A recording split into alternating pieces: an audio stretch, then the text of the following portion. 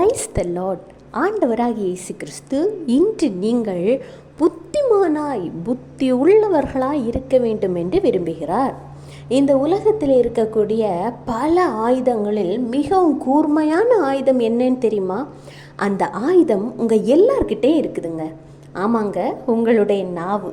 பெரியவர்கள் அடிக்கடி சொல்லுவாங்க, அதிகமாக பேசாத, அதிகமாக பேசக்கூடாது அப்படின்னு அவங்க சொல்லும் பொழுது, ஏன் இவங்க இப்படி சொல்கிறாங்கன்னு எத்தனையோ முறை நமக்கு அவங்க மேலே கோபம் வந்திருக்கலாம். ஆனால் கர்த்தரை சொல்கிறார், சொற்கள் மிகுதியாகும் போது பாவம் உண்டாகும். அதாவது கர்த்தர் சொல்கிறார், நீதிமொழிகள் 10:19, சொற்களின் மிகுதியில் பாவம் இல்லாமற் போகாது, தன் உதடுகளை அடக்குகிறவனோ புத்திமான். ஏன் அப்படின்னு பார்த்தீங்கன்னா, நம்ம பேச தொடங்கி கொஞ்ச நேரம் கழிந்த பிறகு என்ன பேசுவதுனே தெரியாமல் அடுத்தவர் காரியங்களை குறித்து பேச தொடங்குவோம். அவர்களை குறித்து குறை சொல்ல தொடங்குவோம். தேவையில்லாத பல்வேறு காரியங்களை குறித்து நம்ம பேச தொடங்கிடுவோம்.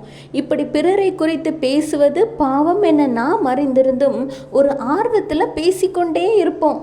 இது நார்மலான உரையாடலில் மட்டுமல்ல, குடும்பங்களுக்குள் கோபம் அல்லது சண்டை வந்துச்சுனாலே நாம் விடுகிற அதிகப்படியான வார்த்தைகள் கூட பாவத்திலும் மனவேதனையிலும் துக்கத்திலும் கொண்டு போய் முடிவடைகிறது. ஆனால் இந்த உரையாடலில் உங்கள் நாவை நீங்கள் கண்ட்ரோல் பண்ணி ஒரு 2 நிமிடத்திலோ அல்லது குறைந்த நேரத்திலோ முடித்திருந்தீங்கன்னா இந்த அளவிற்கு பாவத்தில் போய் முடிந்திருக்காது. இன்றைய காலத்தினர் மணிக்கணக்காக பேசுகின்றனர். அதிலும் டைரக்டாக பேச முடியலைன்னா மொபைல் ஃபோன். இதனால் தன் சரீரத்தையும் பலகீனப்படுத்துவதோடு மாத்திரமல்லாது பிறர் வாழ்க்கையை குறித்து பேசி பிறரை குறித்து குறை கூறி தாமும் பாவத்தில் விழுவதோடு மாத்திரமல்லாது ஆண்டவருடைய கோபத்தையும் சம்பாதித்து கொள்கிறோம். ஒருவேளை நீங்கள் இன்றைக்கு அப்படிப்பட்ட பிள்ளைகளாக இருந்தால் ஒரு முடிவெடுங்க. ஒருத்தங்க கிட்ட பேசினா 5 நிமிடத்தில் பேசி முடிக்க வேண்டும்.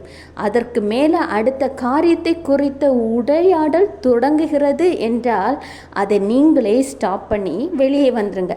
ஒருவேளை உங்களால் முடியலைன்னா ஆண்டவராகிய இயேசு கிறிஸ்துவிடம், ஏசப்பா என்னுடைய நாவை கண்ட்ரோல் பண்ணுங்க, என் உதடுகளை நீங்கள் காத்து கொள்ளுங்க அப்படின்னு ப்ரேயர் பண்ணுங்க. நீங்கள் புத்திமானாக இருப்பீங்க. நமக்கும் நம் குடும்பத்திற்கும் பாவத்தை சம்பாதிக்கிற பிள்ளைங்களா நம்ம எப்போவுமே இருக்கக்கூடாது. Have a blessed day. Jesus bless you.